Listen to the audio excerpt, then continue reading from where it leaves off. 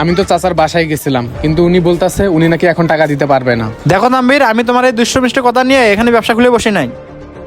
ব্যবসা করতে তো আমার টাকা লাগে। এভাবে যদি আমি এতগুলো টাকা বাকিতে ফেলাই রাখি, তাহলে তো আমি নতুন করে আর মাল আনতে পারবো না। তুমি তো জানো যে বড় বড় ব্যবসায়ীরা বাকি দেয় না। দেখো তাম্বির, আমি শুধু তোমার মুখের দিকে তাকিয়ে তোমার চাচাকে এতগুলো টাকার মাল দিচ্ছি। এখন যদি আমি এতগুলো টাকা ফেলাই রাখি, তাহলে তো আমি নতুন মাল নিয়ে আসতে পারবো না। আমার ব্যবসা করতে হবে না? আপনি আমাকে 2টা দিন সময় দেন, যেভাবে হোক আমি আপনাকে টাকা ম্যানেজ করে দেবো। শোনো তাম্বির, আমি তোমাকে আর একদিনও সময় দিতে পারবো না। তুমি যদি আজকের মধ্যে আমাকে টাকা ম্যানেজ করে না দিতে পারো না, তুমি এই মাসের বেতন পাবা না। তুমি আমার এখান থেকে চলে যাবে, তোমাকে আর আমি এখানে কাজে রাখবো না। কারণ তুমি অতি সহজে মানুষকে অন্ধের মতো বিশ্বাস করো, তাই তোমাকে আর কাজে রাখবো না। তুমি এখন যাও, ভেবে দেখো তুমি কি করবা। আচ্ছা ভাই। যাও। হ্যাঁ ঠিক আছে, আমি মালগুলো পাঠানোর ব্যবস্থা করতেছি।